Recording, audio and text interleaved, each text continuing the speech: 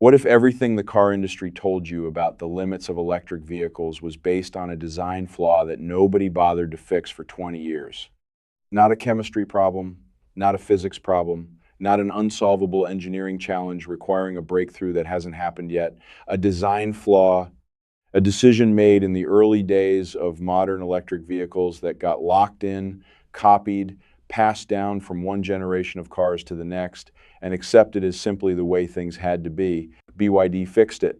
And the moment they did, every objection you have ever heard about electric cars, the charging time, the range anxiety, the winter performance, the weight penalty, collapsed simultaneously. Not one at a time. Not gradually over the next decade as incremental improvements compound. All at once, in a single architecture that went into production vehicles that you can walk into a showroom and buy today. The number they put on a screen in March 2025 to demonstrate what fixing that flaw made possible stopped a room full of automotive engineers mid-breath. 5 minutes. Not 5 minutes to add a bit of range to extend a journey. 5 minutes to go from nearly empty to 250 miles of real driving range. 5 minutes that is shorter than most people spend deciding what to order at a drive-thru. 5 minutes that makes the last remaining practical argument against switching to electric, the one about standing at a charging station while the car next to you fills with petrol and drives away, simply disappear. But the 5 minutes is not even the most interesting part of the story. The most interesting part is what had to be true about the car itself before 5 minutes became possible. And to understand that, you have to go back 30 years to a rented room in Shenzhen and a chemist who spotted something the rest of the world had missed. Before we go any further, hit the like button right now. These videos take significant research and production to put together properly, and every like directly helps this channel keep making them. Subscribe and turn on the notification bell so you are there when the next one lands. All right, here we go. In 1995, Wang Chuanfu was 29 years old with a chemistry degree, approximately $300,000 in starting capital, and an observation that was simple enough to fit in a single sentence. Japanese manufacturers controlled the global rechargeable battery market. They set the prices. Nobody was seriously challenging them. And the reason nobody was seriously challenging them was not because the technology was impossibly complex. It was because nobody had invested the time and resources to understand the chemistry deeply enough to produce it more efficiently. Wang decided to be the person who invested that time. His approach was methodical and unglamorous.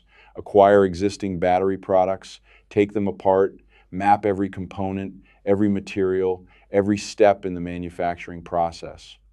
Understand not just what the product was, but why every decision in its construction had been made, and whether each of those decisions was actually optimal or simply inherited from whoever had done it first.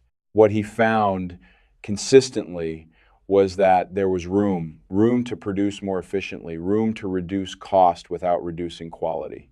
Room that existed because established manufacturers had never needed to look for it.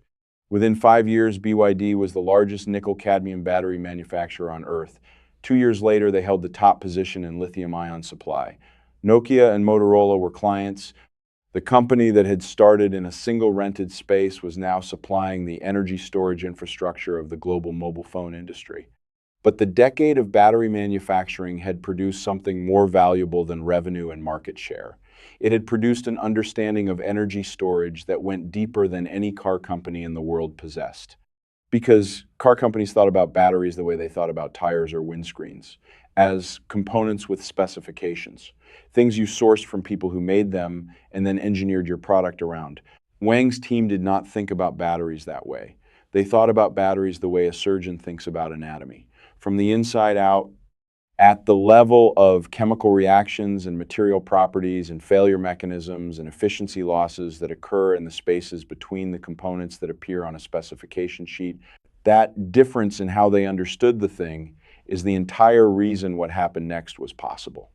When BYD entered the automotive business in the early 2000s, the strategic logic was clear to Wang, even if it was opaque to almost everyone watching from outside. The internal combustion engine was a transitional technology. The electric vehicle era was coming. And an electric vehicle is at its most fundamental level, a battery system with a chassis and a motor attached to it. Control the battery, control the car. For the first decade, BYD made vehicles that were competent rather than remarkable. The products were not the point yet. The point was building the manufacturing infrastructure, the engineering talent, the patent portfolio, and the platform that would eventually carry something genuinely different. In 2020, BYD made a decision that puzzled most of the automotive industry. While competitors were moving toward battery chemistries that offered higher energy density, BYD committed their future to lithium iron phosphate, a chemistry that most of the market had already concluded was a dead end. The reasoning was simple and widely agreed upon. Lithium iron phosphate stored less energy per kilogram than the alternatives. In a market where range was the number one consumer concern, less energy density meant less range, and less range meant fewer buyers. BYD reached a different conclusion from the same data. Lithium iron phosphate had properties that the higher density chemistries did not. It was thermally stable, meaning it did not want to catch fire when stressed, punctured, or overcharged the way other chemistries did. It lasted significantly longer through charge and discharge cycles, meaning the battery degraded more slowly over years of use. It did not depend on cobalt, a material whose extraction is both expensive and ethically fraught, and it was cheaper to produce at scale. The energy density gap was real, but BYD believed it was an architectural problem wearing the disguise of a chemistry problem. The cells were not getting full credit for the energy they could store because too much of the space around them was being wasted on packaging and protection. Fix the architecture and the chemistry becomes competitive, maybe more than competitive. They redesigned the cell geometry from first principles. Conventional battery cells are cylindrical or roughly rectangular, built to be stacked into modules, modules built to be assembled into packs. Each transition from cell to module to pack consumes space and adds mass without storing a single additional joule of energy. The module layer exists primarily to make the cells easier to handle and replace. It is a manufacturing and maintenance convenience that the end user pays for in weight and volume. BYD eliminated it. They created cells that were long and flat, spanning the full dimension of the battery pack, slotting directly into the structural frame without any intermediate module housing. No module layer means no module packaging. No module packaging means more of the available space is occupied by cells rather than by the infrastructure surrounding cells. The result was a pack where approximately 76% of the total volume was active energy storage material rather than the structural and protective elements surrounding it. They called it the blade battery. To demonstrate the safety properties publicly, they drove a fully loaded 46-ton truck directly over a fully charged pack. The pack did not rupture. It did not ignite. It barely deformed. Wang Chuanfu said his personal ambition was to remove the phrase spontaneous combustion from the electric vehicle vocabulary entirely. That statement carries a specific kind of weight when it comes from the person who designed the battery rather than the person who wrote the press release. The blade battery was a genuine step, but it was still a box, better engineered, more space efficient, demonstrably safer, but fundamentally still a separate unit that sat underneath the car and did one job. What came next was not an improvement to the box. It was the elimination of the box as a concept. Here's the design flaw that nobody fixed for 20 years. Every electric vehicle built during the modern era of the technology was designed around a separation between the energy storage system and the structural system of the vehicle. The battery pack was a component. The car was built around it, the battery did its job, and the body structure did its job, and the two systems coexisted without meaningfully contributing to each other. This separation had consequences that compounded against each other in ways the industry managed rather than solved. The battery pack added mass to the vehicle without contributing to its structural rigidity. A heavier vehicle requires more energy to accelerate, decelerate, and maintain speed. More energy required means a larger battery needed to achieve the target range.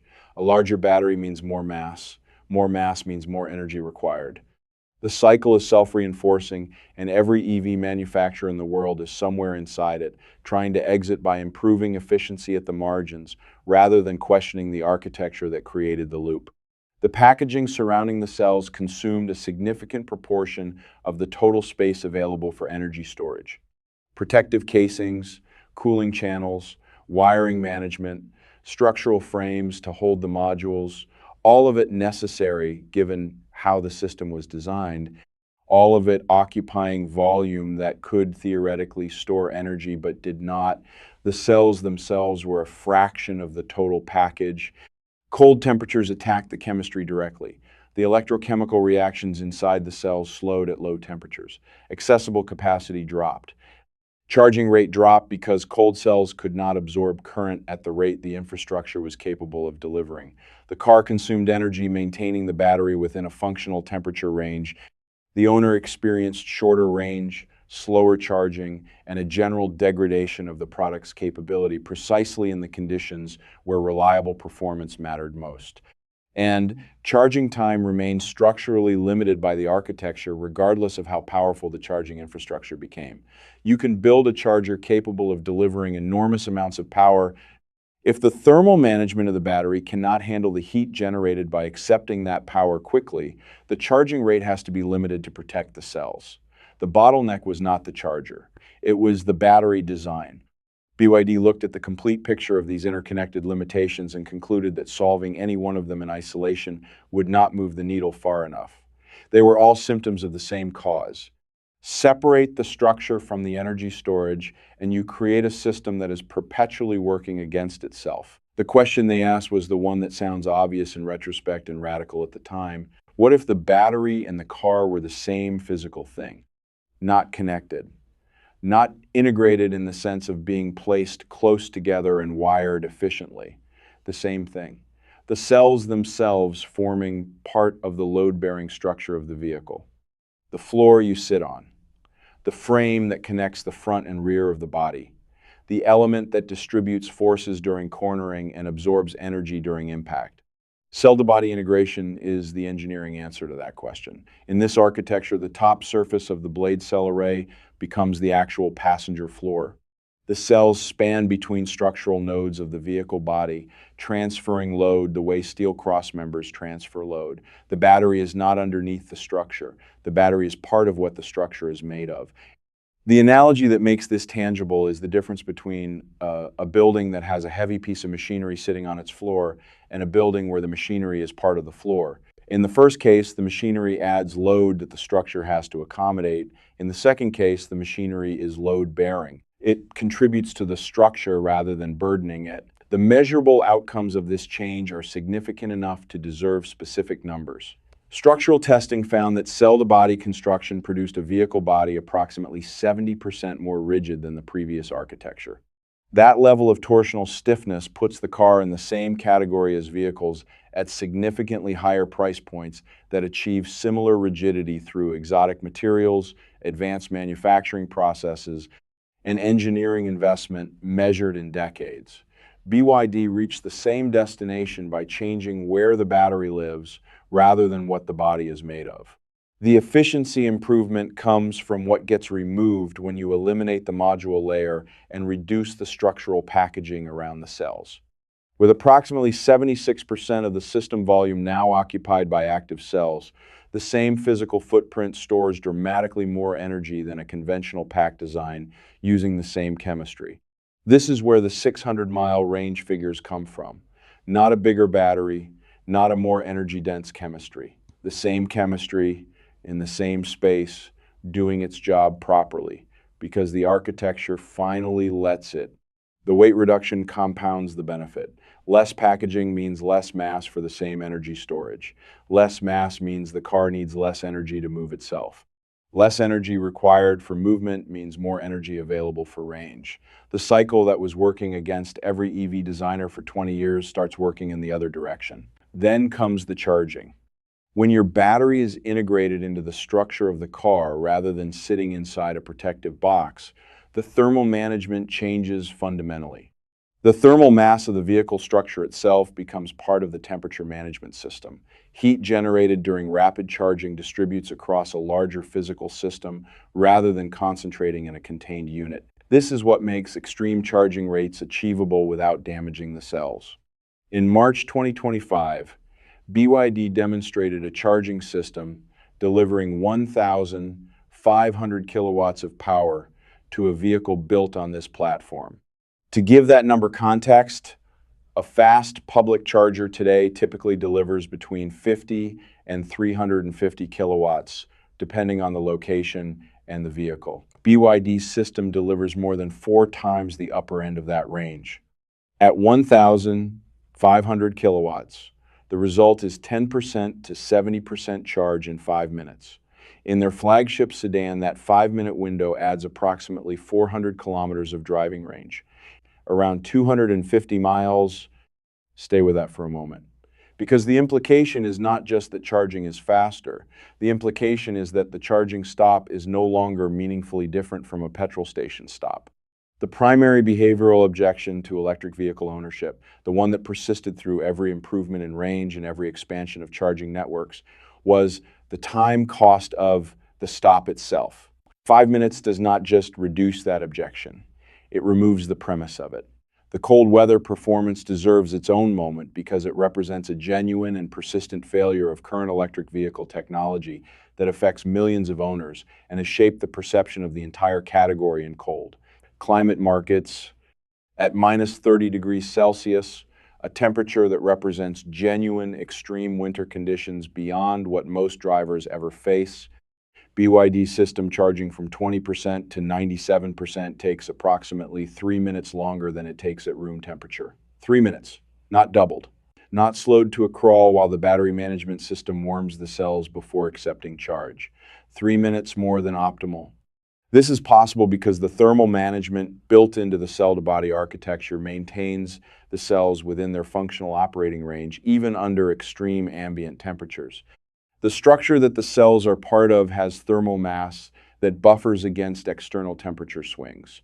The cells do not get cold the way cells in an isolated box get cold, because they are not in an isolated box. They are part of a larger thermal system that changes temperature more slowly and more evenly. For anyone who has sat at a charging station in January watching the rate climb at half the speed the app predicted, watching the estimated completion time stretch as the temperature dropped outside, this is not a minor improvement. It is a different category of winter experience. The vehicle that carries this technology in its most fully realized form is the Yangwang U7, BYD's flagship full-size luxury sedan. Under Chinese certification standards, it achieves a range figure above 1,000 kilometers on a single charge. Real-world driving produces lower numbers because it always does. But even adjusted conservatively for real conditions on real roads and real weather, the range sits in territory where the question of whether you will need to charge during a given journey becomes irrelevant for the vast majority of journeys most people actually take. Here is the part that separates a technology announcement from a technology deployment. A 5-minute charging system is only meaningful if there are places to use it. BYD understood that delivering a vehicle capable of this performance without the infrastructure to support it would produce exactly the kind of early adopter frustration that damages category perception rather than building it. They solved the infrastructure problem before the car reached customers. The engineering challenge with 1,500 kilowatt charging is that drawing that level of power instantaneously from the electrical grid at thousands of simultaneous locations creates demand spikes that the grid infrastructure cannot handle. Every watt the charger delivers to a car has to come from somewhere immediately upstream, and the grid was not designed for that kind of instantaneous peak demand. BYD's answer is built into each charging station. Every flash charging station incorporates its own energy storage system. Throughout the day, the station draws power from the grid at a slow, steady rate that the local infrastructure handles without difficulty. That energy accumulates inside the station.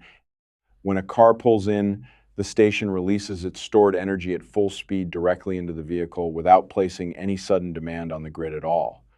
The station spends the whole day filling up so that it can empty itself in 5 minutes when a car arrives. The grid never sees the spike, the driver never sees the wait. BYD had more than 4,000 of these stations operational before the first car using this technology was delivered to a customer. Their target for 2026 is 20,000 stations across China. To put that in context, the entire United States currently has approximately 6,500 Tesla supercharger stalls in total. BYD is aiming to deploy 3 times that number of stations capable of charging at 4 times the speed in a single country in a single year. The network is not a future commitment. It is current infrastructure that was being built while the car was still being engineered. This matters enormously because the historical failure pattern for new charging technology follows a specific arc. The technology arrives, early adopters buy the vehicles, the charging network is sparse because operators will not invest in infrastructure for a small user base. Users have a frustrating experience that shapes perception of the technology for years.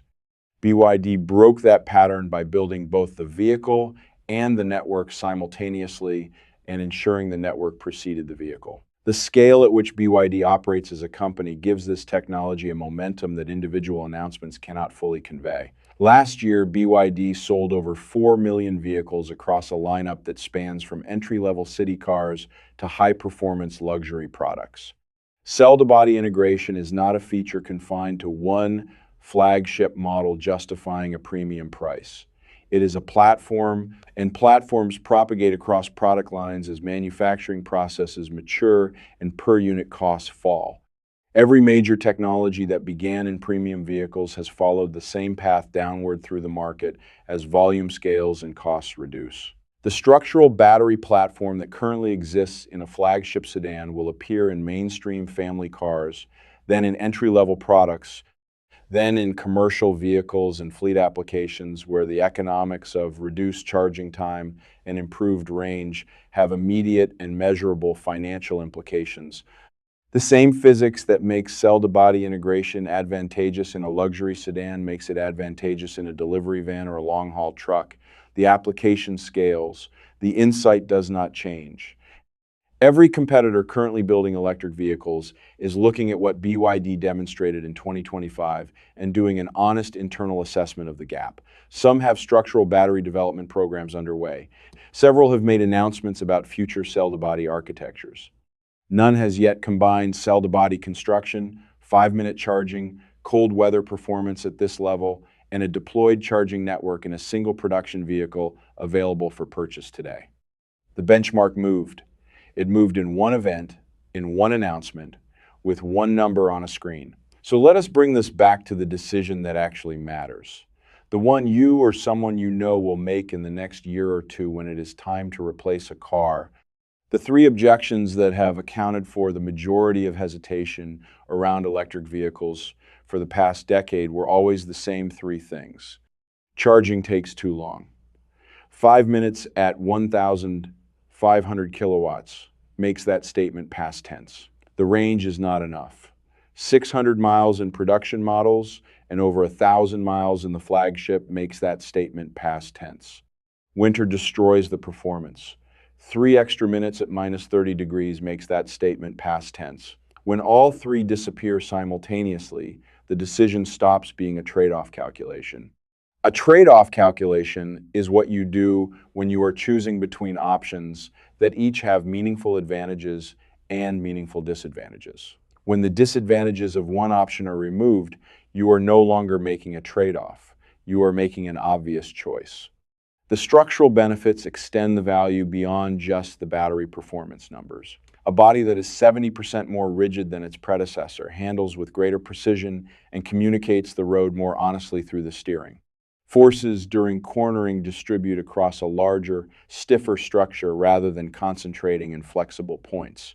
In the event of an impact, energy distributes across the vehicle structure more effectively because the battery is part of the structure rather than a vulnerable component underneath it. The long-term cost trajectory points in one direction. Fewer separate systems, less packaging material performing no energy storage function, more of the physical system dedicated to its primary purpose. As cell-to-body manufacturing matures, the cost per vehicle decreases. The technology that currently justifies a flagship price point has a clear and well-traveled path into vehicles at mainstream price points. There is something worth sitting with in the origin of all of this. The company that just redefined what an electric car can do did not come from the automotive industry. It came from a rented room in Shenzhen where a 29-year-old chemist decided to understand batteries at a level the established players had never needed to bother with. The 30 years between that room and a 5-minute charging demonstration in 2025 were not 30 years of trying to build a better car. They were 30 years of building a deeper understanding of energy storage than anyone in the car business possessed. When you understand something at that level, you eventually see the design flaws that everyone else has been managing as if they were natural laws. The battery does not have to be a box underneath the car. That was never a law. It was a habit. And habits, unlike laws, can be changed. BYD changed it. And the car industry will spend the next decade catching up. If this video gave you something to think about, hit the like button before you leave. It costs you 1 second and it makes a genuine difference to this channel. Subscribe and turn on notifications so you are there when the next one drops. Leave a comment with your honest answer. If there was a 5-minute flash charger near your home right now, does that finally make the switch feel like the obvious decision? I read everything you write. See you in the next one.